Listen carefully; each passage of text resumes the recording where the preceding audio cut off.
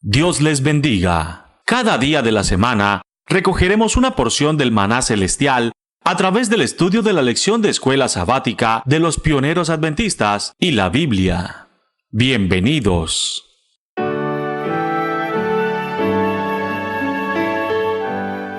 tal, hermanos? ¿Cómo están? Dios los bendiga a todos. Mi nombre es Arturo Argüelles.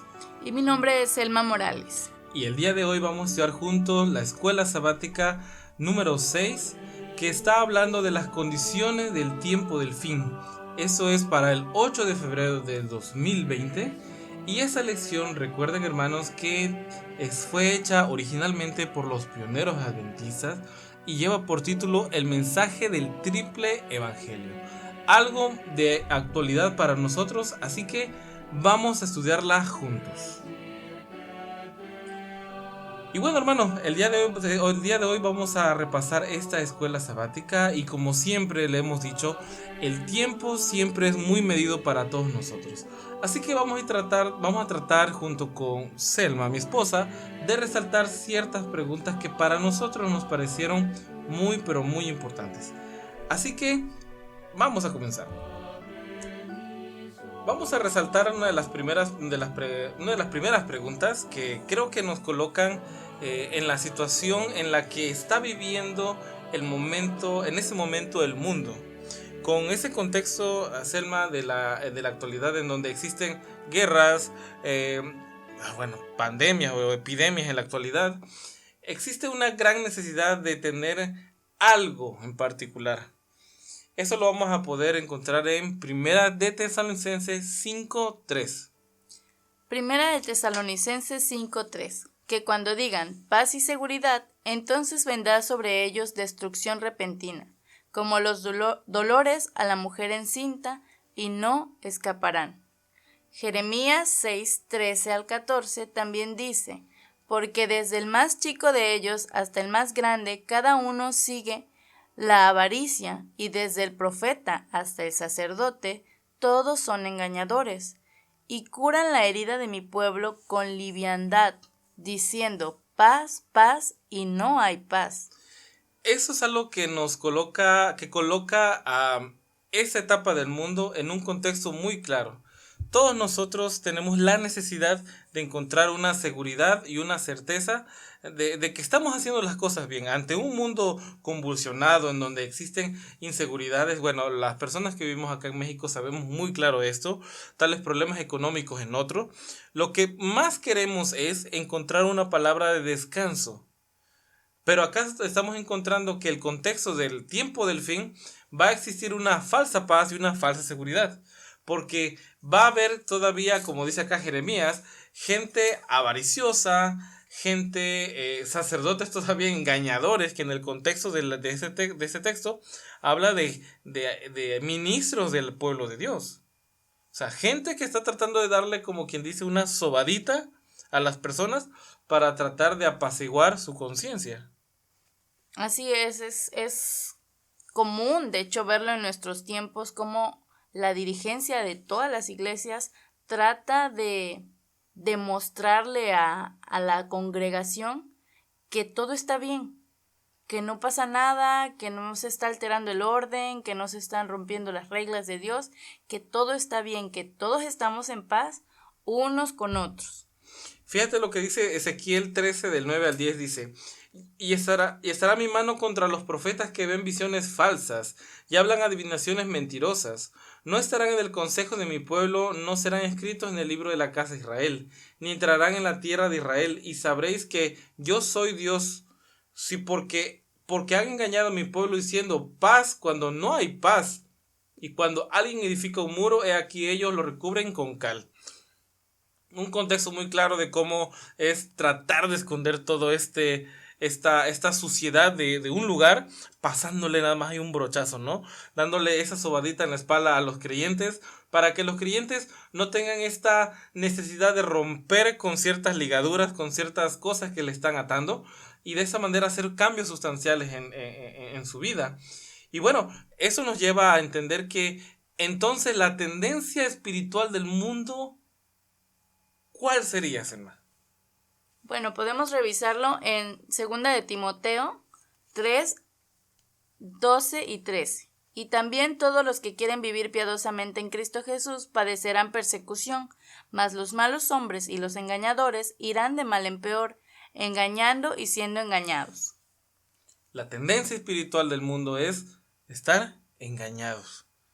Porque una de las cosas que hemos encontrado en infinidad de momentos, de circunstancias religiosas, de circunstancias sociales, es de que estamos tratando de llevar una vida doble, una vida en donde por un lado pueda tener cierta tranquilidad en mi mente, pero por otra tener las facilidades de la vida. Entonces, ¿eso cómo nos coloca ante Dios? Pues bueno, como que, cuando yo tengo la necesidad, prendo a Dios como si fuera un foco y bueno, hacemos lo que se tenga que hacer para conseguir esta paz o esa tranquilidad que se necesita.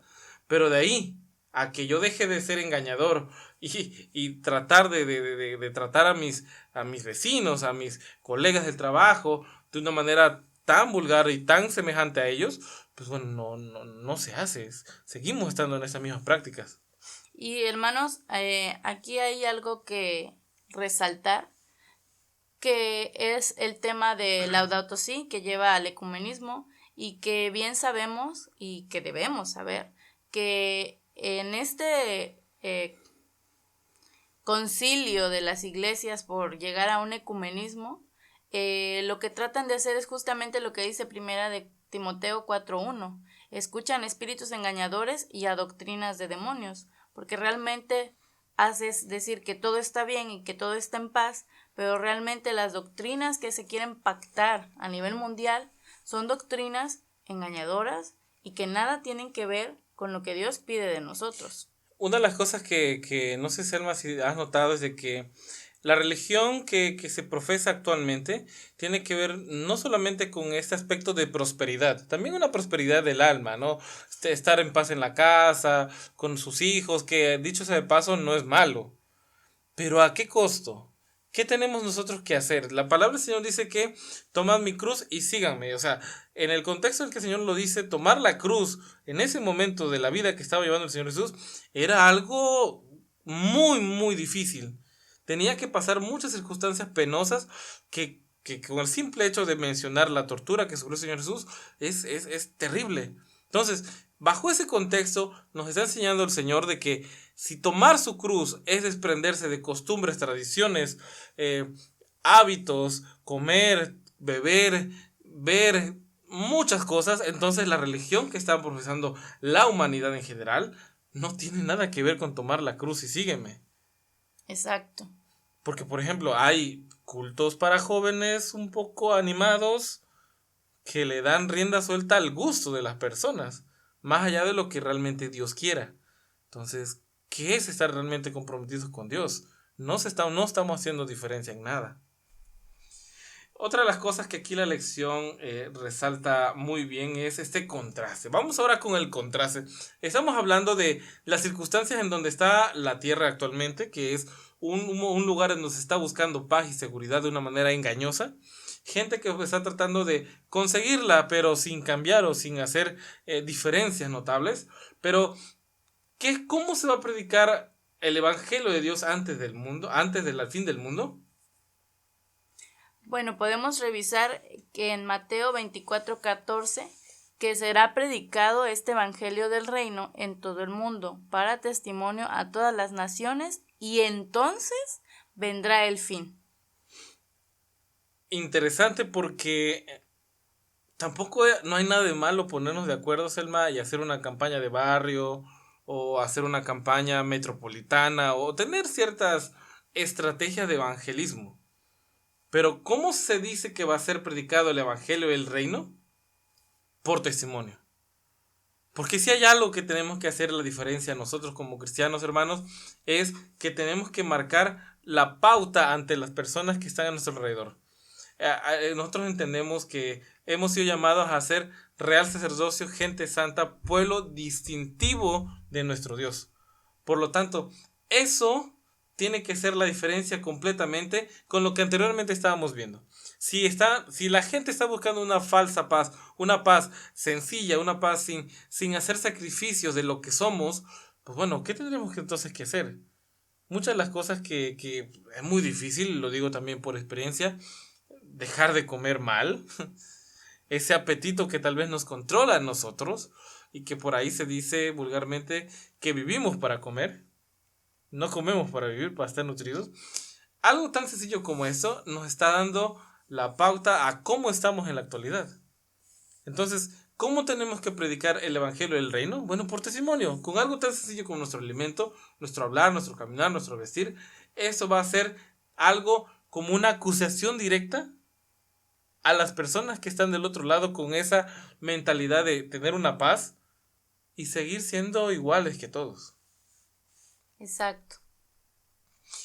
Ahora vamos a ver algo que vamos a comparar estos dos puntos. Y me llama la atención porque lo resaltan nuevamente los hermanos pioneros aquí en la lección, porque era algo que ya habíamos estudiado la lección pasada y tiene que ver con la cizaña. Así que no vamos a leer todo, vamos a leer tal vez un resumen de esta parábola. Selma, tú y yo sabemos de qué trata la parábola, ¿no? Habla de un buen hombre que tenía un campo y que se decidió a sembrar. Y que sembró una buena semilla, pero su enemigo vino y sembró cizaña, sembró un mal fruto. Sus siervos le dijeron, bueno, entonces pues, hagamos algo. Quitamos esta cizaña, limpiamos el campo y no pasó nada. Pero el Señor dijo, miren, para evitar que perdamos un fruto real, pues dejamos que todo crezca. Acá vemos la comparación de estas dos personas, o de esos dos tipos de personas, las que van a estar buscando una paz y una seguridad sin quitar nada de peso a su personalidad. Y vamos a ver otro grupo de personas que van a ser considerados hijos del reino. Pero algo que también tenemos que ver acá es los significados. Si puedes leer, Selma, por favor, en Mateo 13, 38 y 39. El campo es el mundo, la buena semilla son los hijos del reino, y las cizañas son los hijos del malo. El enemigo que la sembró es el diablo, la siega es el fin del siglo, y los segadores son los ángeles. Aquí, hermanos, es bien interesante porque el Señor pone el ejemplo del trigo y la cizaña, y en otros análisis de este texto hemos revisado que el trigo y la cizaña son muy parecidos.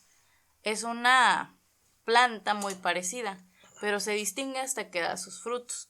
Un cristiano, ¿cómo puede diferenciarse de otro ser humano, de otra persona? Con sus frutos. Hablábamos del testimonio, hablábamos de que esto es algo práctico, que se tiene que llevar a la práctica. El Señor está esperando los frutos, por eso va a dejar que se crezca juntos, que se conviva juntos, pero que no se sea igual. Claro, acá hablamos de que esa semilla no se murió en el proceso. Estamos hablando de una semilla que creció. Alguien que se desarrolló completamente, pero tal vez siendo engañados por esta falsa necesidad de tener paz, pero que al final la única manera de darse cuenta de su estado es conociendo sus frutos y lo que producen esos frutos. En Gálatas 5, del 19 al 21, podemos encontrar los frutos de la carne: adulterio, fornicación, inmundicia, lascivia, idolatría, hechicería, enemistades, pleitos, celos, iras, contienda, disensiones, herejías, muchas cosas más. Que dicho sea de paso, si ya nos sentimos aludidos en un par de estas, hermanos, estamos entendiendo que estamos creciendo con una falsa paz, con una falsa fe. Pero ahora vamos a ver los frutos del Espíritu, que son en Gálatas 5, 21 al 22, es amor, gozo, paz, paciencia, benignidad, bondad, fe, mansedumbre, templanza. Contra tales cosas no hay ley. Entonces, entendemos de que el campo es el mundo. No es una denominación religiosa en donde yo tenga que estar tolerando los pecados y siendo cómplice de ellos. Porque dicho sea de paso, está el pecado corporativo. El pecado corporativo tiene que ver con un ejemplo muy claro como el de Acán. Algo que pasó en un lugar muy especial y que el desenlace de un hombre afectó a toda una comunidad. Dios pidió que la gente que supiera de este error lo confesara y avanzara. Pero no se hizo. Entonces, al entender esto, podemos comprender que existe un pecado corporativo. Ya tengo yo suficiente con mi pecado como para seguir acumulando pecados ajenos. De eso no está hablando no está hablando esa parábola, no está hablando de esta necesidad de seguir manteniendo una unidad a la fuerza o cantidad de gente a la fuerza, sino que tiene que ver con que en el mundo van a existir dos tipos de personas. Exacto. Para nutrir este comentario, en Josué 24:15 dice, por mi parte, mi casa y yo serviremos al Señor. ¿A qué se refería este texto? Bueno, a que aunque esté yo en un grupo, si este grupo no quiere seguir, que no es el mundo, que es el mundo en este caso, si este grupo no quiere seguir, ¿qué debo yo hacer? Mi casa y yo seguiremos a Jehová. Y serviremos a Jehová al punto en que si el grupo más cercano que yo tengo no está haciendo lo correcto, pues perdón, pero se los digo. Y si no quieren hacer lo que deben hacer, como está en este ejemplo, yo lo voy a hacer y no voy a ser partícipe de lo que los demás están haciendo. Mi madre tiene una flor, no sé cómo se le llama en otra parte del mundo, pero aquí en México se le dicen mañanitas, no sé cómo se llame. Cuando yo era pequeño a mí me gustaba sembrarlas de un tipo de color con otro tipo de color y de forma, y resultaba una mezcla de flor. Salía la mitad amarilla y la mitad rosadita, anaranjada. ¿Por qué digo eso? Porque en la parábola no habla de una mezcla, habla de un crecimiento individual y que el desarrollo de esta planta va a tener un fruto en particular. Dice en 1 de Juan de que los hijos de Dios no pecan y los hijos del diablo pecan. No hay medias tintas acá. Hay dos completas diferencias de personalidades. Entonces, vuelvo a repetir, esa parábola no tiene nada que ver con estar o permanecer en un lugar o no. Yo tomo la decisión de seguir escuchando cosas que me están perjudicando mi vida espiritual y me alejo completamente, a entender que el mundo está diseñado para que yo caiga, a entender que en el mundo va a existir una influencia tremenda que está diseñada a toda cosa para que yo me vuelva una cizaña. Eso es diferente. Entonces la condición espiritual, la condición del mundo en la actualidad va de esto, en que va a haber las condiciones necesarias para que tú seas cizaña, pero para que entiendas también que puedes ganar la victoria, puedes llegar a la patria celestial, al reino de Dios, siendo trigo. No ambas cosas. Tenemos que tomar una decisión sobre eso. Y por ahí mi padre me comentaba acerca de esta similitud, Selma, sobre Ezequiel 9 del 4 al 5. Nada más me gustaría como que abonar a eso, no sé si lo puedas leer. Y le dijo Jehová, pasa por en medio de la ciudad, por en medio de Jerusalén, y ponles una señal en la frente a los hombres que gimen y que claman a causa de todas las abominaciones que se hacen en medio de ella. Y a los otros dijo, oyéndolo yo, pasad por la ciudad en pos de él, y matad, no perdone vuestro ojo, ni tengáis misericordia. Aquí podemos encontrar las similitudes de esa parábola, pero ahora con un desenlace que tiene que ver ya completamente con la ciega. ¿Cuál es la diferencia entre uno y otro? Es de que uno se están dando cuenta de las cosas que pasan. No solamente están asustados por las señales, están haciendo algo. No solamente están espantados de que allá en el oriente hay una enfermedad terrible, sino que en la actualidad estamos haciendo preparativos para que no solamente esa enfermedad, sino para que la enfermedad más terrible, que es el pecado, no avance en mí. Esa es la diferencia notoria que existe. Vamos a pasar rápido porque ya se nos está yendo el tiempo. Vamos a pasar con una pregunta que a mí se me pareció muy, muy interesante, que es, ¿qué se dice de la justicia y la verdad en los últimos días? ¿Cómo va a estar este contexto de justicia y verdad en los últimos días? Isaías 59:14. Y el derecho se retiró, y la justicia se puso lejos, porque la verdad tropezó en la plaza, y la equidad no pudo venir. Y en Oseas 4:1 y 2 dice, oíd palabra de Jehová, hijos de Israel, porque Jehová contiende con los moradores de la tierra, porque no hay verdad, ni misericordia, ni conocimiento de Dios en la tierra. Perjurar, mentir, matar, hurtar y adulterar prevalecen, y homicidio tras homicidio se suceden. Parece que estamos leyendo el encabezado de las noticias del día de hoy. Así es. Parece que esto es. Pero fíjense el contexto de lo que Dios quiere de nosotros. Miqueas 6:8 dice: Oh hombre, Él te ha declarado lo que es bueno y lo que pide Jehová de ti. Solamente hacer justicia y amar misericordia y humillarte ante tu Dios. En estos viernes y sábados que hemos estudiado ya un par de meses atrás, hemos comentado de que encontramos cerca de nosotros a alguien que venía del lugar más horrible de la tierra y que nos dio una enseñanza tremenda. Alguien que abandonó la cárcel y que después de convertirse en el Señor, aquí afuera empezó a ejercer la justicia.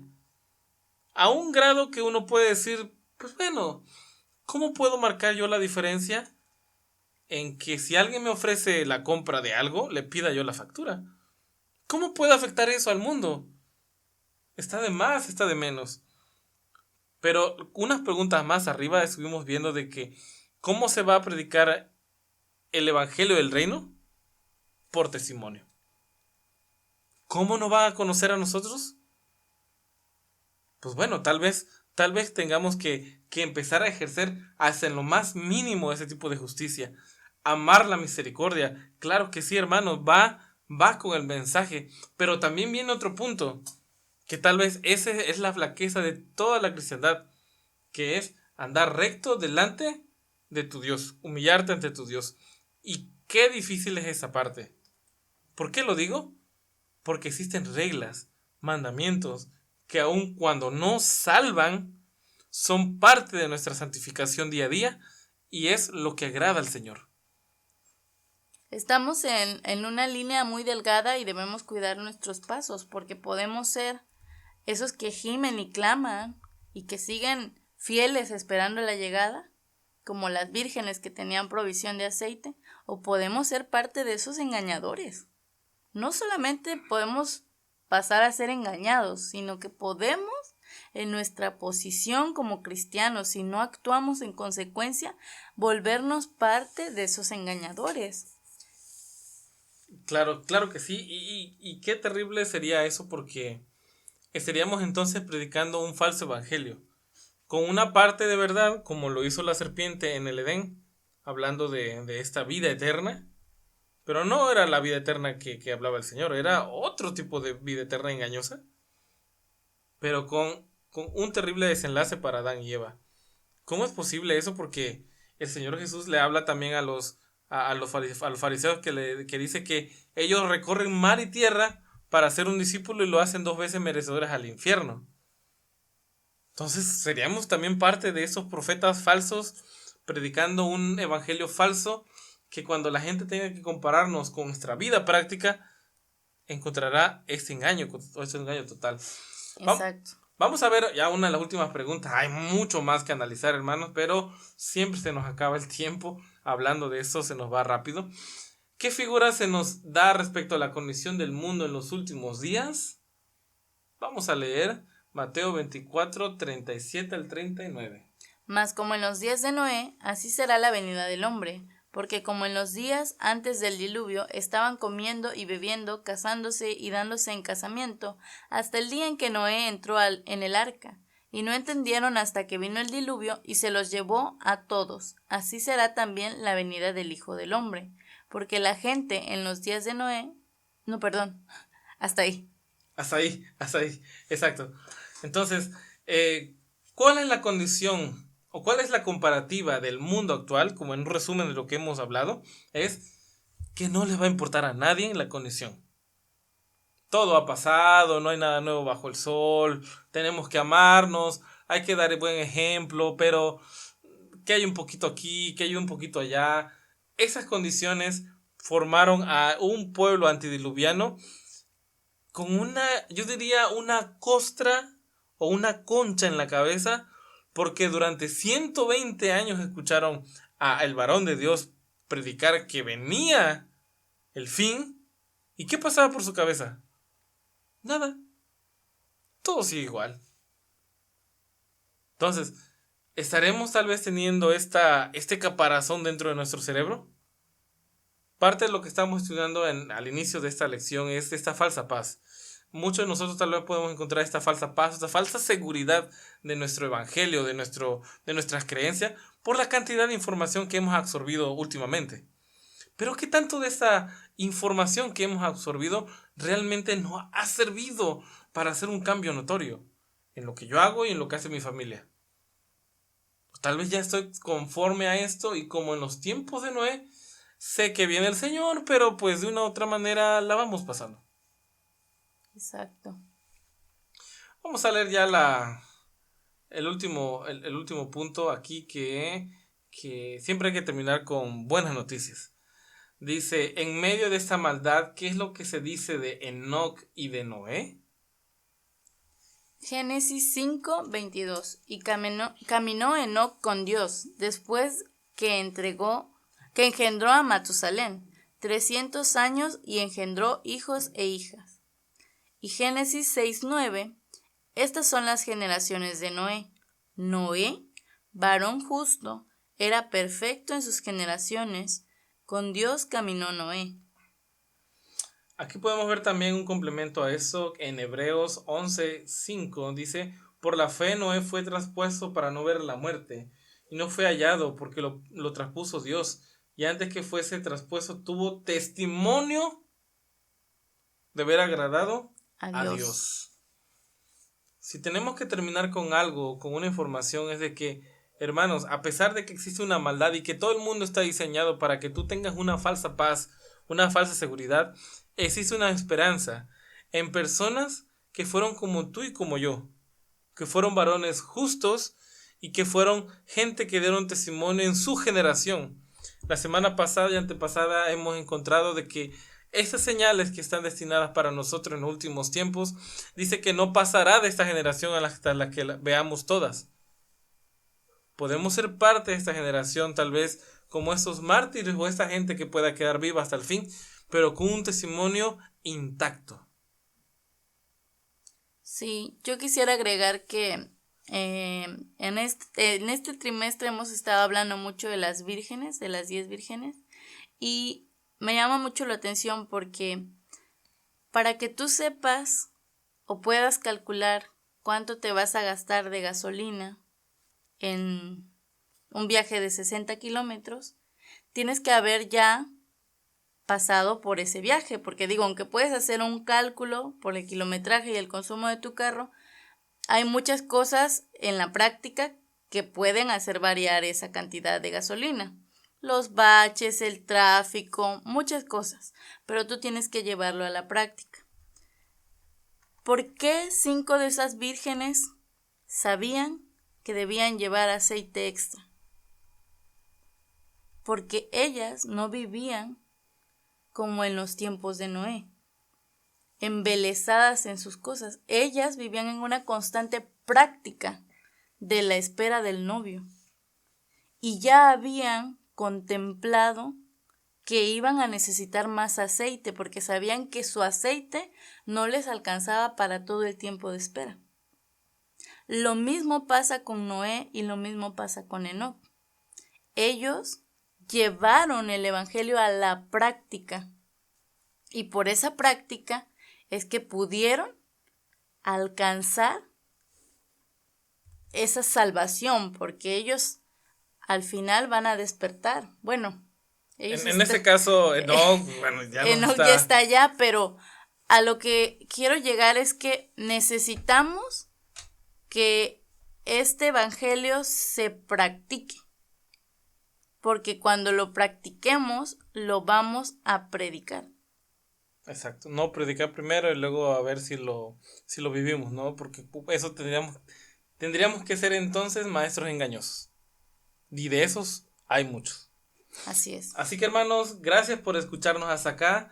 Ha sido como siempre un gusto darnos la oportunidad de estar hasta su casa, que nos escuchen tal vez en el tráfico, mientras ustedes hacen qué hacer. Gracias hermanos por darnos esta oportunidad. Ha estado el día de hoy conmigo mi esposa Selma, un servidor Arturo, y te invito a que nos puedas escuchar la próxima semana en esta transmisión especial de estudio de la escuela, de esa guía de estudio que tenemos día con día acerca de la Biblia. Dios te bendiga, hermanos, y nos estamos escuchando pronto. Recuerda, el pan que descendía del cielo cada día solamente daba fuerzas para enfrentar con éxito ese día. Por eso, permitiéndolo Dios, nos reencontraremos mañana para recibir una porción más del maná diario.